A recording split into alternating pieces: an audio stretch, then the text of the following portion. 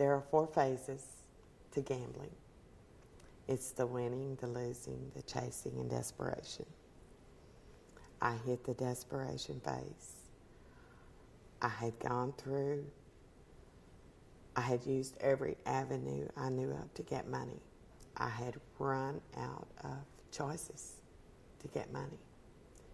And in my desperation phase, I wrote a note to a person in our church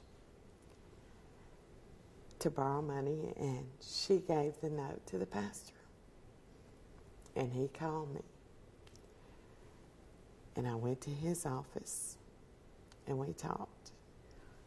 He talked. I cried because I was so full of shame and guilt, and I was just totally embarrassed and hurt, and I had created this mess, and I didn't know how to fix it. I didn't know what was wrong. I knew I needed money. I knew I was desperate, but I didn't know what I was desperate for. And he talked to me, and I had to tell him that my husband had no clue what was going on. He didn't know any of it because I had been doing all of this and hiding so much and lied so much that he had no clue. I had to go to the meetings to learn that I was a decent person. I had just messed up. I could go to the meetings and get all of the bad stuff out, and then I had room for some good stuff. And it's called recovery.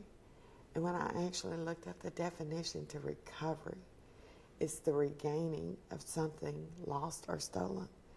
And what had been lost or stolen was Brenda. I buried me under an addiction. I didn't even know that. It took getting all of that out to find me again. To Gamblers Anonymous, enough, and done the steps that I felt like I had finally gotten enough gunk out of my system, out of my insides. I started going to this Bible study, and I soaked it up like a sponge. It was like I finally had room for something good. And I loved the Bible study. It had been so long since I'd had anything good inside of me. And it was about a 10-week study. And after the Bible study, the very next weekend, they had a Gamblers Anonymous retreat from Friday night till Sunday afternoon. I finished the Bible study on Tuesday night and left Friday and went to the retreat.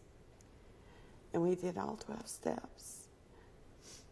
And it was so much spirituality and so much love and so refreshing and so much good at that retreat. I felt like I was the only person on God's green earth that had ever done these horrible things because I did them to the people I loved the most. But when I walked in that room, I found that there were people who had done the same things I'd done, just to different degrees.